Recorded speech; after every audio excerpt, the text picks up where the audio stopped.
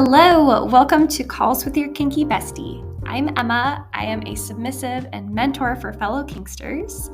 This podcast is all about insights into kinky life and dating, sharing my personal experience and stories, and help share mindset shifts too to get you into a confident space, more confident than you are now. So get ready. It all starts now. Hey, bestie. Oh my gosh, welcome back. It's been a short little minute. I'm back from some traveling with my daddy Dom. We went and traveled abroad this summer together, which is so beautiful and lovely, but it took me longer to bounce back than I thought it would. So while I did a good job, planning ahead so that things were consistent, while I was gone, there was still episodes going out, I didn't create any buffer for myself for whenever I got back, and it took me a minute to get back into the swing of things. So hello, welcome back. Let's do it. What I wanted to do with this episode, because I constantly have this never-ending list of all these things I want to talk about. Kink is just a never-ending topic. I swear I will never run out of things to say when it comes to this, which is kind of how I know I'm in the right, doing the right thing for me. Where am I going with that? Oh, so one of the things I've wanted to do for a while is just spill all the beans on my own BDSM dynamic to give you, just a real example or just a different representation of how these dynamics can look. Because, it's hard to tell from the outside looking in what's really going on with somebody. Or in their relationship. And, especially with BDSM where there's a lot of, shame and hiding around it. So people might only show you certain things. And of course I'm not going to tell you everything. But it's just helpful to see how people are doing this. And sometimes I get inspiration from seeing how other people how they handle their relationships and stuff. So I figured I'd do the same and just share with you all the tea on our relationship, which is a BDSM dynamic.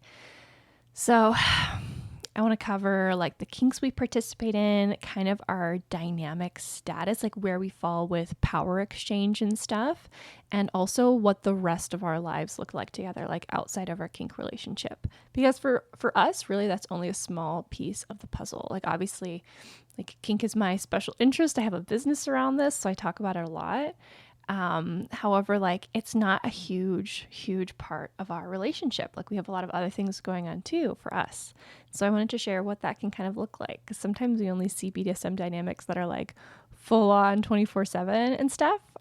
So anyways, let's just fucking do it. So hopping right in, I want to start with the vanilla side and give you an idea of kind of what we look like from the outside. So we've been together for over 2 years now. And this entire time we have lived apart. So we've always lived in separate homes. Sometimes we have sleepovers with each other.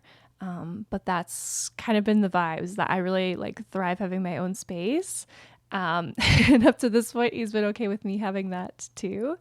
So yeah, that's I feel that informs a large part of our dynamic too, is that we're not living together. So we're not spending every second of every day together. We also both have jobs. He works a full-time job that's in person, where he still go to a place and do a job. I run this online business where I offer mentorship, and I also have a part-time remote job that I do at the moment. So I'm at home, he's doing, physical work stuff. And while it takes me, I still have a lot of freedom in my schedule, due to these, how my job and how my income producing activities work, which is amazing. And I love that. He doesn't have the same freedom, my dom. And also going to work in a physical place, he does need more time at home to take care of his home and rest and stuff. Whereas, it does take me time to, do those things too for myself, but, I don't have to deal with the commute. Sometimes I can do chores throughout the day during breaks and stuff and, those pieces. Another thing that is like affecting our dynamic right now too is that we actually we have different sleep schedules.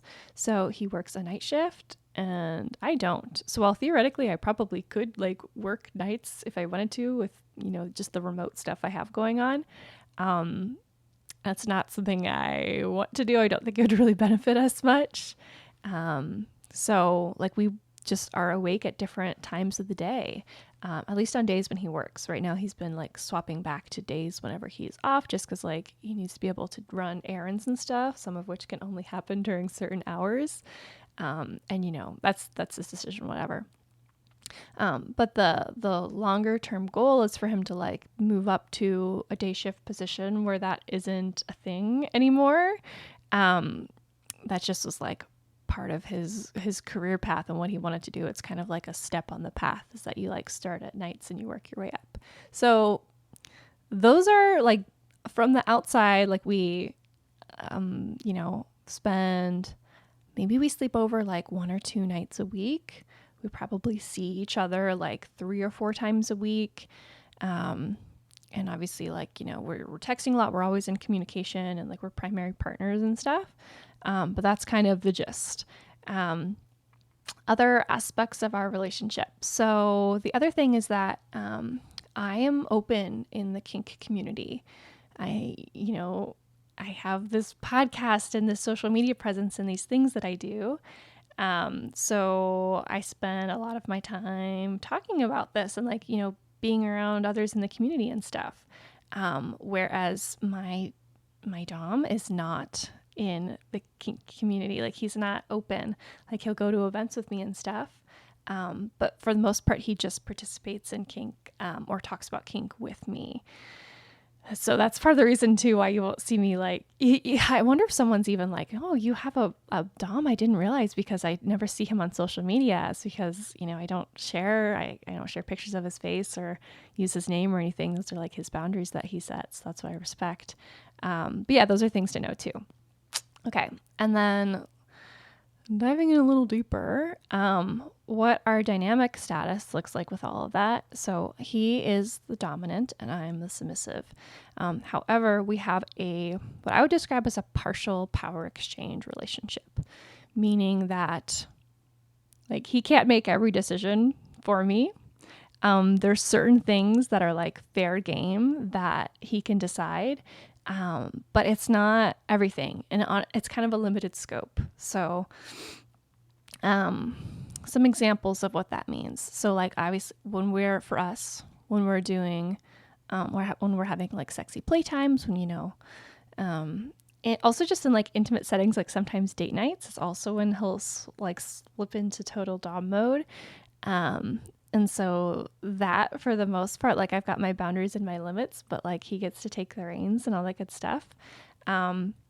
And there are other pieces of my life that he like has power over as well. So like, bedtime is one of them where he like, will enforce my bedtime and that's something I'll have to listen to him around. And other activities too. So sometimes like chores fall into this. If I'm like, for the most part, I like self manage and take care of my stuff. But if I'm slacking on something, I will get an instruction to do things. But there are also a lot of like bigger life stuff that are not things that he can flex his power over.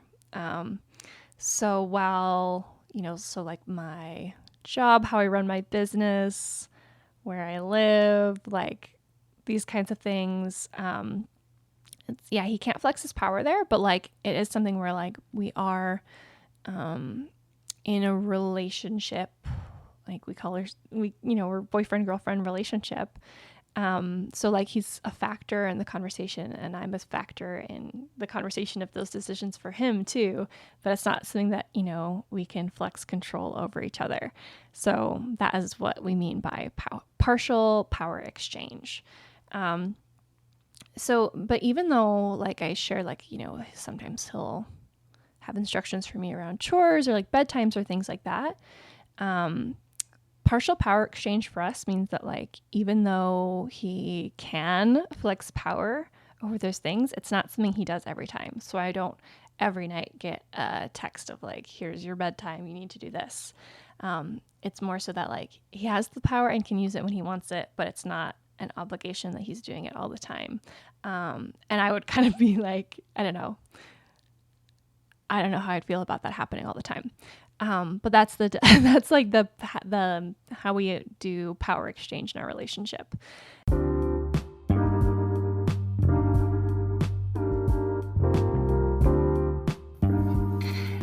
Just a little break to share that if you are loving this podcast and my content, if I'm someone you could see yourself working with, but you're wanting more direct support for your specific situation, I do offer mentorship. It's personalized to you, private video or phone calls with me, so you can chat about your situation and figure out a solution that's going to work for you. You can visit my website. It is kinkybestie.com/mentorships to see what's available and to book in your spot on my calendar. It's kinky with a Y at the end and bestie with an IE at the end. The link will be in the show notes, so you can check it out there. Back to the show. And then diving into kinks a little bit too. So although like he's the dom, I'm the sub, we have a CGL relationship, meaning like a caregiver little dynamic, where like he sometimes takes on this like caregiver role and I take on this like little role. So that's a big part of our dynamic. And then we also have other things going on. Like I am also really into service submission. So I'll often like be doing body worship for him. Or like, you know, he's currently like training my asshole to be able to fuck all of the time. There's certain things that my dom, who is my daddy dom, likes to do, like using like gloves and like inspecting me or giving me instructions. And I think another like piece that's important to share is that like we don't really have. So a lot of BDSM dynamics are based around CNC. I've noticed like consensual non-consent, like a lot of like kind of like forcing someone to do something that they wouldn't want to do. That is not our dynamic. I take on a very like willing and obedient and like offering myself to him kind of role. So usually like it's kind of starts with like an offer. It starts with a like, can I please serve you? Like, can I please worship your body, kind of thing. And so it's really interesting because like it's obviously like, it's a bit of a nice ego boost. I can imagine to have someone like begging to like worship you and like offering themselves to you. And you know, when we met, he wasn't really like, he didn't know much about kink. He was very like, has always been very curious and like open to exploring it. And like over time now it's like, there's some things that he's into even more than me, which is awesome. Like it's been really lovely, like watching my partner, you know, find his way with kink and seeing what he's into. Like I love that, but like, it didn't start there. It didn't start with him having to take on this dictator role, which I think is really beautiful. Like it was almost like easing him into it. And also like, you know, it's a different thing to dom someone who's like very willing and eager, and offering you lovely things. So that's, you know, there's a laundry list of kinks. I'm not going to like list them all off. But I hope this gives you an idea of like what a BDSM dynamic can look like. So, you know, oh, and I did want to share a little bit. I know I shared that like so he's not open in the kink community, but I am. I did want to share like how we interact with, you know, not the kink community, like in our dynamic. So for the most part, from the outside, we can just be observed as like a vanilla couple. Yeah, like to the untrained eye, you would really have no idea. And it mostly stays that way with like our families, and like most like, no, okay, so my partner tends to have more acquaintances. Like he doesn't have, well, he has some close friendships, but he also likes to like just be like a chatty social guy and has like other relationships in his life that are not like super intensely deep, but they spend a lot of time and like talking about each other's relationships. But in those relationships, he's not really disclosing that we are like participating in kink and that this is our dynamic. It's really only something that like his like closer circle of friends in his life is aware of. And they are not super kink aware either. So it's not something where like they're like trading dom tips or anything like that. Yeah. Yeah. And then on my side of things, my family is actually, well, most of my family is aware that I'm kinky, but they like are not, you know, they don't participate in it and don't understand and are like really judgmental of it. So it's not a thing that we talk about. So it's actually like one of those topics we have like a boundary around of like, okay, we're not going to talk about religion and we're not going to talk about sex kind of stuff, which is totally fair. And like, I think that's like most, you know, people's relationships with like their parents and their family and stuff. But not for everyone. Like there are people that, you know, their parent is kinky too and they talk about it, you know, but like that's not the case in my life. However, my kind of rule, because this is a big part of my life and something I'm really interested in, is that anyone I'm spending time with one-on-one has to at least like know that we're kinky. They don't need to know all the sort of details unless they ask or want to. But like it is a part of my life. So they also need to be like, you know, I just wouldn't be a close friend with someone who like is judgmental of that, like at least openly. Like for the most part, they have to like, well, they'll know that I'm kinky because they'll share like, hey, I'm kinky. We have this dynamic, you know, I can tell you details if you want to ask. I'm not really like offering them up without you wanting, like participating, like asking for the information. But like, this is a thing. And it's also like part of like how I choose, you know, who I'm going to be friends with. Just because like this is a really big part of my life. So if all of my friends either didn't know I was kinky or like knew I was kinky but was super judgy of it, like that would fucking suck to like have to either hide this large part of my dynamic or just like know that my friends like aren't on board and are like judging my decisions and stuff. Which like this is, you know, a really big decision. It's a big part of my life because not only is this my relationship, but it's also like my business is in kink. Like I make money talking about this. And like mentoring people in this and creating content around it. And, you know, it just wouldn't make sense. It wouldn't be, I don't think it wouldn't be like a mutually respectful relationship. Like you wouldn't be friends with someone whose like job you like completely disagreed with and didn't think was ethical and stuff. It just doesn't make sense. Like I think there's a level of like, okay, so a lot of my friends actually have, you know, a few close relationships that are not really kinky.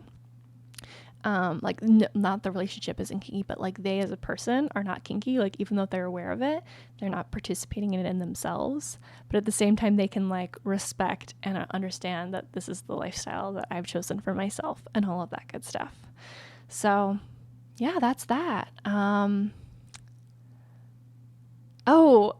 One other cute little thing, power exchange wise, as well. Like, you know, my dom can't, you know, tell me to quit my job or make legal decisions or little things like that. He does have a little bit of, you know, that partial control where like he can tell me to be at his house when he wakes up. And like he can order certain things off the menu and stuff, which is super lovely. So yeah, I hope this is super lovely. Thanks for listening in. I will see you in the next lovely episode. All right, bye friends.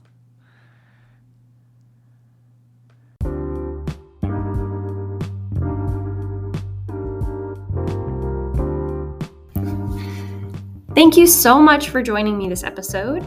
You can follow the podcast on the platform where you're listening to get updates with new episodes. You can follow me on social media at Kinky Bestie. I'm on Instagram. You can also check the show notes for any links or resources that I talked about in this episode, or just more ways to connect with me. And please share this with your kinky friends who could benefit from this type of content. There is also an option for each podcast episode to engage with Q&As or polls. So I'd love to hear from you and create future episodes around what you want to chime in with. So please check those out in the show notes too. And I look forward to hearing from you. Bye.